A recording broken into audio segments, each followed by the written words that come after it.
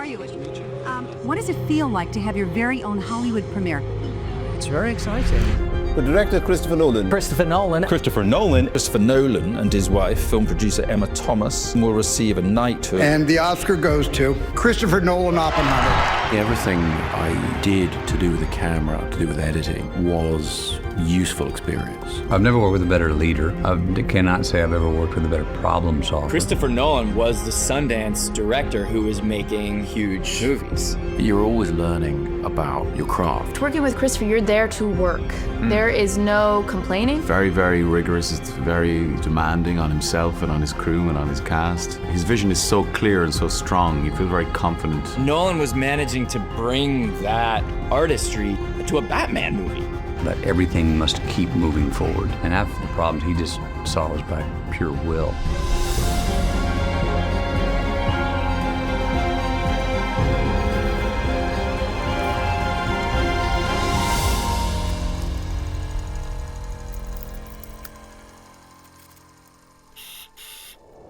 Christopher Nolan was born in Westminster on the 30th of July, 1970. His mother was an American flight attendant and his father was a creative director in advertising. I've been greatly influenced by filmmakers of the past, hugely.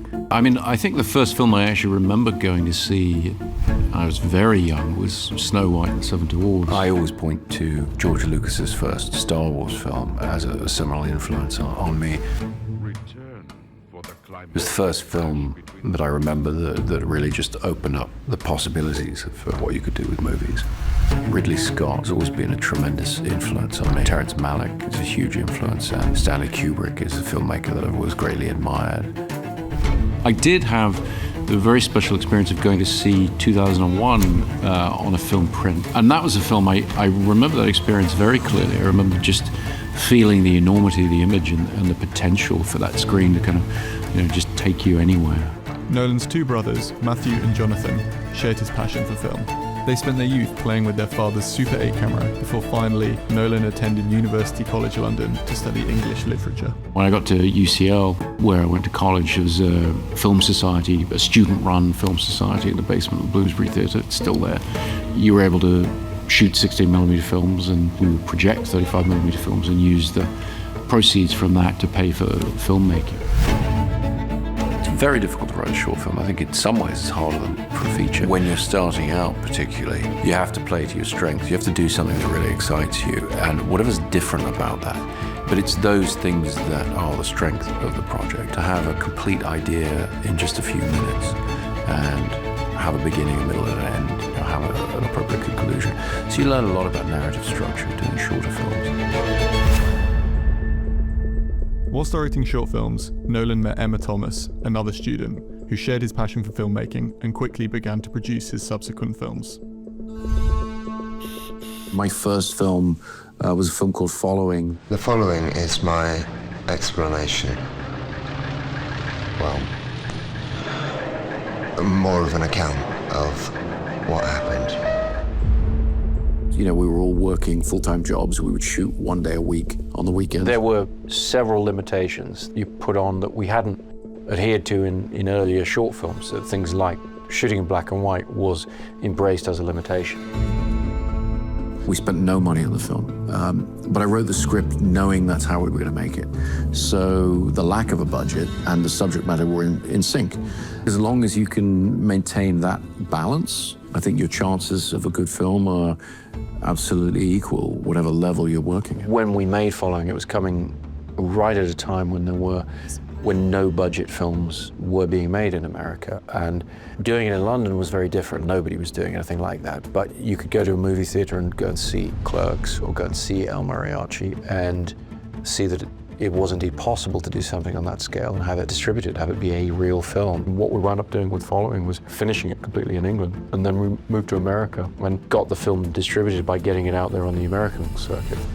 I think the film has a lot of appeal for people who are interested in the film noir genre. I think the attraction of that genre, particularly to a younger filmmaker starting out, it works at its best as an extrapolation of relatable fears and anxiety. While we were finishing up the cut on it, I was putting together the script for Memento, and so Also in the time it took to get following noticed on the festival circuit, sort of get out there, I had actually finished the script. It was a massive advantage because I was able to say, okay, you like that film, this is what I want to do next.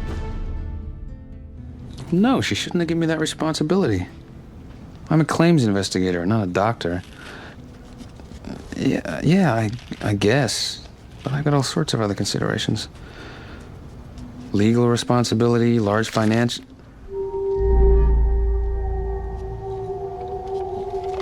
Who's this?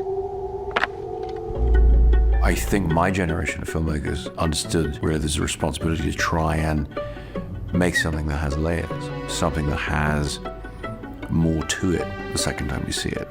I love films that you can come back to a second time or even a third time and get a slightly different experience. If you can make a film that actually does something a little bit different the second time you see it, to me that's a fascinating thing. Well, Memento was based on a short story that my brother was writing. He hadn't yet written it fully, but he described the idea to me, and I thought it would make an excellent film. We shot the whole thing in 25 and a half days. You've been to film festivals with both your pictures. What's that like, taking the picture to a festival? It's terrifying. And the Spirit Awards for Best Screenplay goes to Christopher Nolan for Memento. Thank you very much. The screenplay would just be sitting in a drawer somewhere if not for an enormous number of people. In fact, it wouldn't even be in a drawer at all if not for my brother Jonah, who came up with the story that it's based on. Thank you, Jonah. And then I'd also like to thank my wife and producer, Emma Thomas. Memento was about $4 million or so. And then Insomnia was sort of 10 times that. Then by the time we get to the Dark Knight trilogy, things are working on a much bigger scale.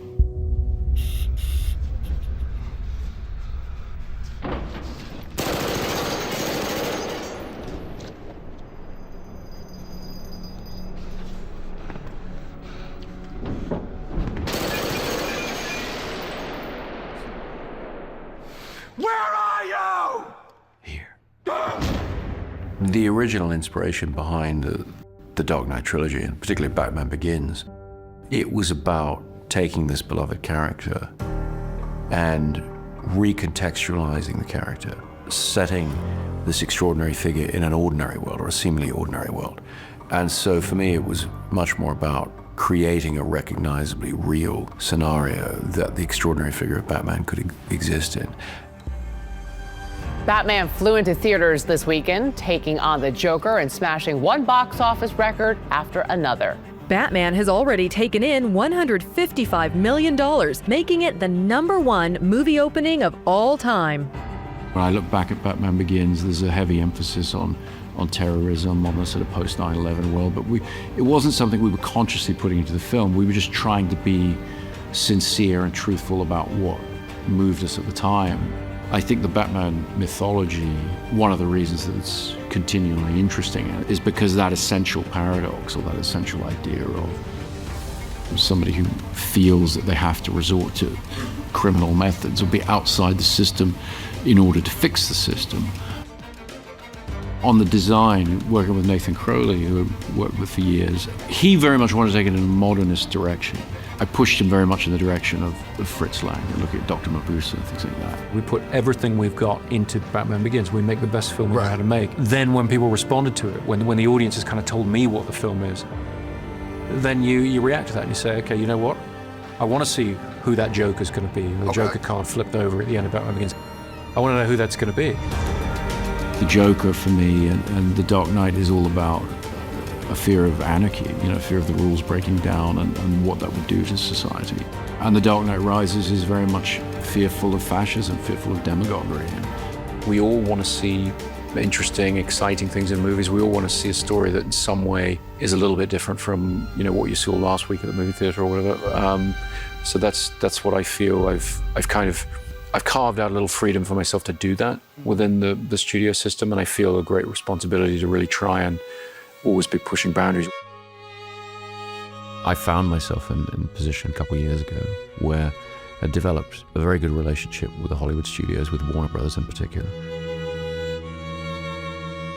As Nolan's career took flight, he developed a close relationship with Warner Brothers, who trusted his vision and began to finance his future projects.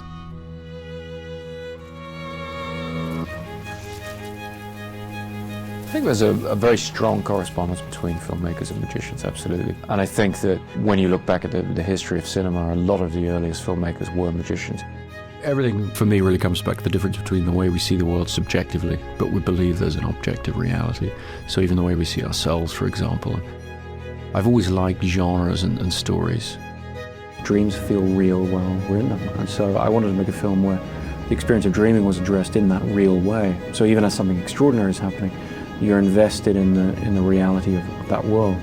It was very important to the script of Inception that there'd be a conduit for the audience, that there'd be a character who's new to this world and is very eager to soak it up and to explore it. And the Oscar goes to Inception. And the Oscar goes to Laura Hershberg. Oscar goes to Wally Pfister for Inception. And the Oscar goes to Inception.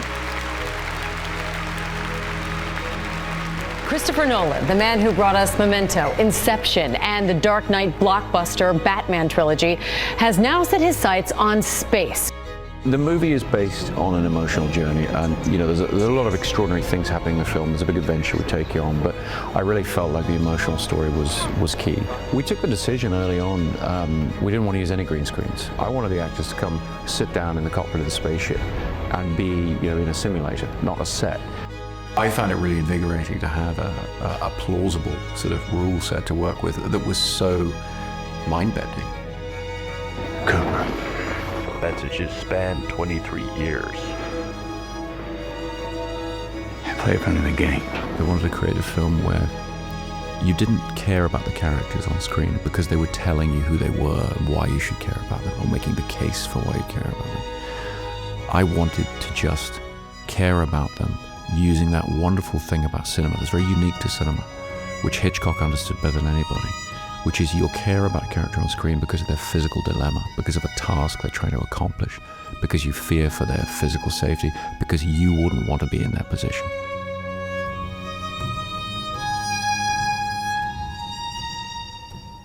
It's a very unique combination of an empathetic response from your fellow audience members and an involvement with the characters like that, and a direct visceral experience. And cinema's the only medium that can do that. What movies allow you to do as an audience experience on the big screen is combine those two things. And the tool that gives you as a filmmaker, as a storyteller, the tool that gives you is the ability to give the audience a direct experience at times in the film of, whether it's ditching a Spitfire on water or whatever, or, experiencing a barrage of mortar fire. You can really put the audience there.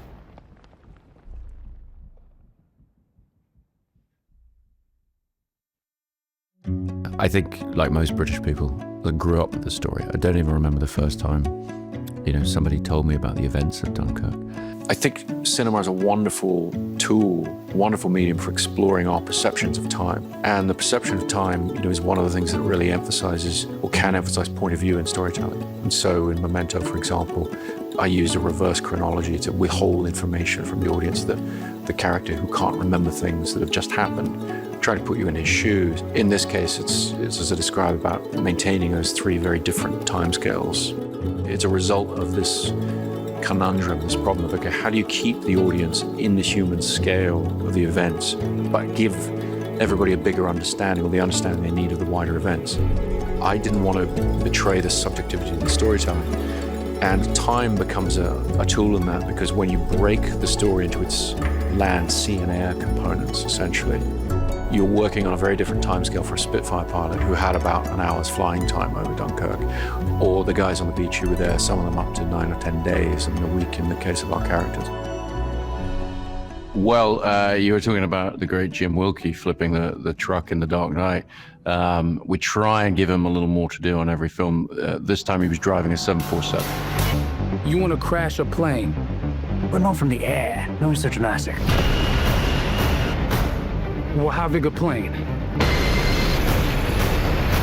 Tenet was very difficult because of the range of action set pieces we were trying to do and how much of the world we were trying to cover.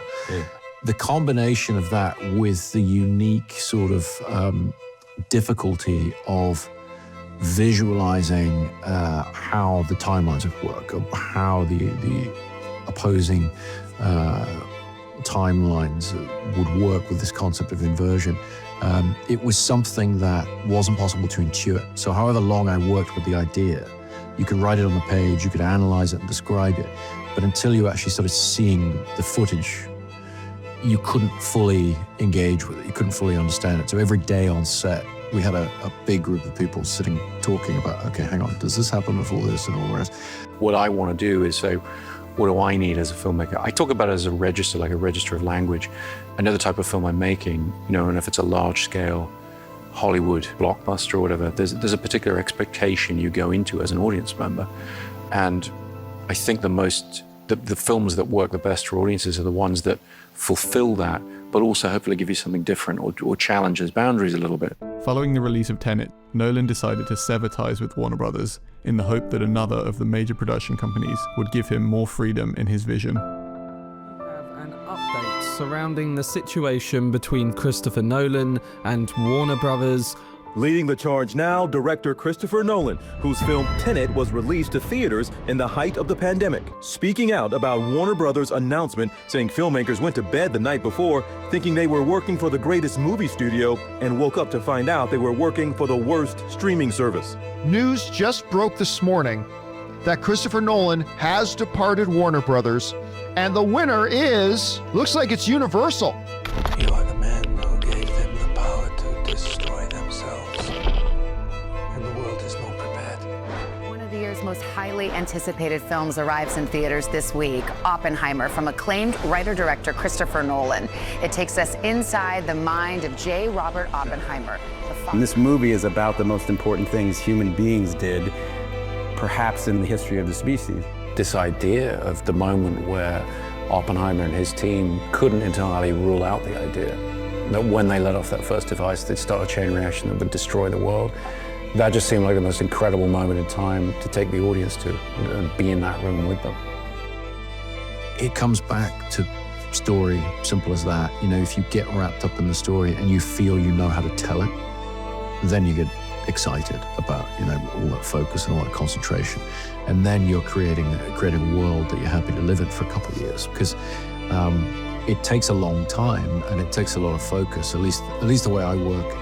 I'm not really able to do anything else when I make a film. So, you really have to know that it's something you're still going to care about in a couple of years.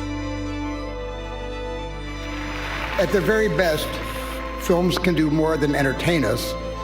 They can open our hearts to each other, they can show us ourselves, and they can shine a light on where we've been and make us think about where we are going.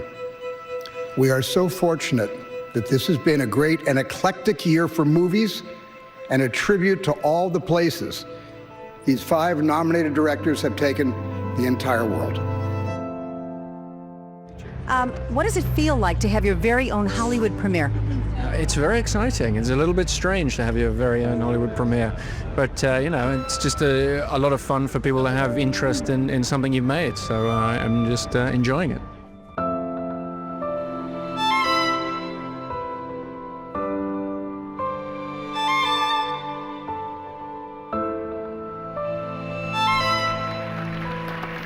And the Oscar goes to Christopher Nolan, Oppenheimer.